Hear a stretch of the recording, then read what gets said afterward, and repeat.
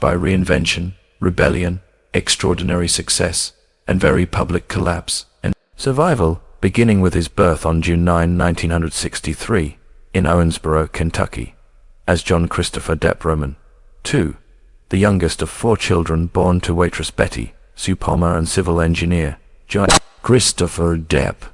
His early childhood was unstable, shaped by frequent moves across the United States, financial insecurity, and a volatile home environment.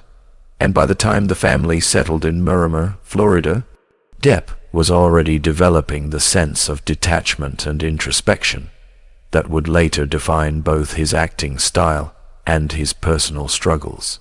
His parents divorced when he was 15, an event Depp has often described as deeply traumatic, and around this time he turned to music as an escape, receiving a guitar from his mother and becoming obsessed with rock culture, dreaming not of movies but of becoming a musician. He dropped out of Miramar High School at 16 to pursue music full-time, playing in local bands and eventually joining a group called the Kids, who gained modest success in Florida and later moved to Los Angeles in search of a record deal. That move would quietly change the course of his life. In Los Angeles, Depp met Nicolas Cage, who encouraged him to try acting as a way to support himself financially, and in 1984, Depp landed his first film role in A Nightmare on Elm Street, playing one of Freddy Krueger's victims, a brief but memorable debut that introduced him to the camera and the machinery of Hollywood. Despite his initial indifference toward acting, Depp found himself drawn into the profession, though never fully comfortable with its celebrity-driven culture. His first taste of major fame came in 1987, when he was cast as Officer Tom Hansen in the Fox television series 21 Jump Street, a role that turned him into a teen idol almost overnight. While the show was a massive hit, Depp deeply resented the heartthrob image imposed on him, feeling trapped by fame that valued his looks more than his instincts, and after 4 seasons, he deliberately worked to dismantle that image, seeking roles that were strange, challenging, or commercially risky. That rebellion defined the next phase of his career. In 1990, Depp starred in Edward Scissorhands, directed by Tim Burton, a collaboration that would become one of the most significant actor-director partnerships in modern cinema. Edward, a gentle, isolated outsider with blades for hands, mirrored Depp's own sense of alienation, and his quiet, emotionally restrained performance transformed him into a serious actor overnight, proving he could carry a film without relying on conventional charm. Throughout the 1990s, Depp consistently rejected blockbuster formulas in favor of unconventional projects, starring in films like Benny and June, 1993, Ed Wood, 1994, Dead Man, 1995, Donnie Brasco, 1997, and Fear and Loathing in Las Vegas, 1998. Each role further cementing his reputation as Hollywood's most bankable nonconformist. During this period, Depp's personal life was as chaotic as his artistic choices, marked by intense relationships, substance abuse, and a growing distrust of fame. His highly publicized relationship with actress Winona Ryder in the early 1990s became tabloid legend, symbolized by his tattoo reading "Winona Forever," later altered after their breakup. He later had relationships with supermodel Kate Moss and actress Jennifer Grey, each adding to his image as a tortured, romantic outsider.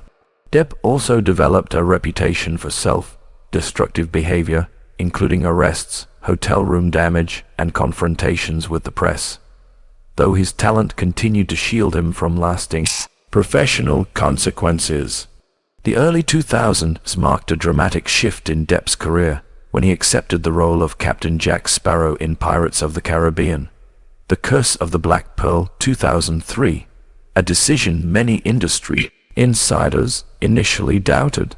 Depp's eccentric, Keith Richards-inspired performance was a gamble that paid off spectacularly, earning him his first Academy Award nomination and turning him into a global superstar at age 40.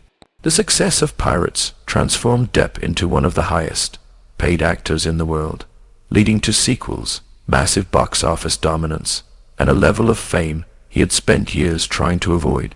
Despite the commercial success, Depp continued working with Tim Burton on films like Charlie and the Chocolate Factory 2005, Corpse Bride 2005, Sweeney Todd 2007, and Alice in Wonderland 2010, blending mainstream appeal with stylized darkness. In his personal life, Depp entered a long-term relationship with French singer and actress Vanessa Paradis in 1998, and together they had 2 children, Lily Rose Depp, born 1999, and Jack Depp, born 2002. This period represented relative stability, with Depp splitting time between France and the United States, avoiding Hollywood events, and focusing on fatherhood, which he has described as the most grounding experience of his life. However, by the early 2010s, cracks began to show. Depp's box office reliability declined, his substance abuse issues reportedly worsened, and his once unquestioned professionalism began to be scrutinized. After separating from Paradis in 2012, Depp married actress Amber Heard in February 2015, a relationship that would soon become the most destructive chapter of his life. Their marriage lasted just 15 months, ending in May 2016, when Heard filed for divorce and obtained a restraining order, accusing Depp of domestic abuse.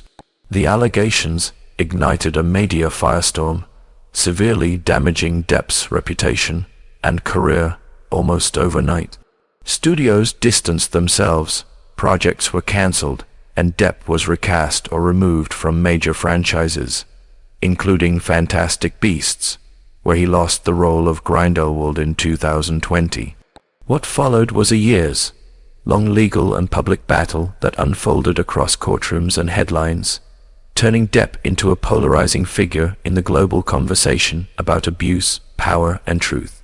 In 2018, Depp sued British newspaper The Sun for libel after it labeled him a wife-beater. But in November 2020, he lost the case, a ruling that further devastated his professional standing. However, Depp continued to fight, filing a defamation lawsuit against Amber Heard in the United States.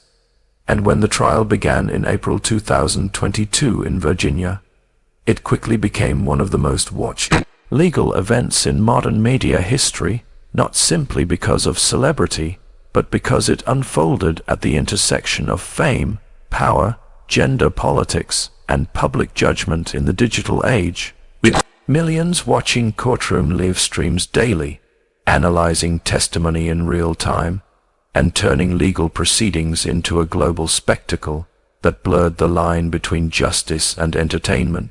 The televised trial exposed deeply intimate and often painful details of Depp and Heard's relationship, including private audio recordings, text messages, photographs, medical testimony, and emotional accounts from both sides, forcing Depp to relive some of the darkest periods of his life under relentless public scrutiny.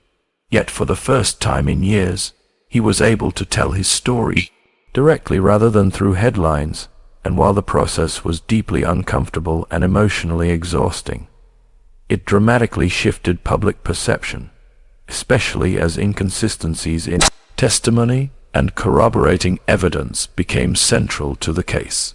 On June 1, 2022, the jury ruled largely in Depp's favor, finding that Heard had defamed him, awarding him significant damages, and marking a critical turning point in his public narrative, not as a declaration of perfection or innocence in every aspect of his life, but as validation that the label that had cost him his career was unjustly applied. The verdict did not magically erase years of professional damage, lost roles, public humiliation, or personal pain.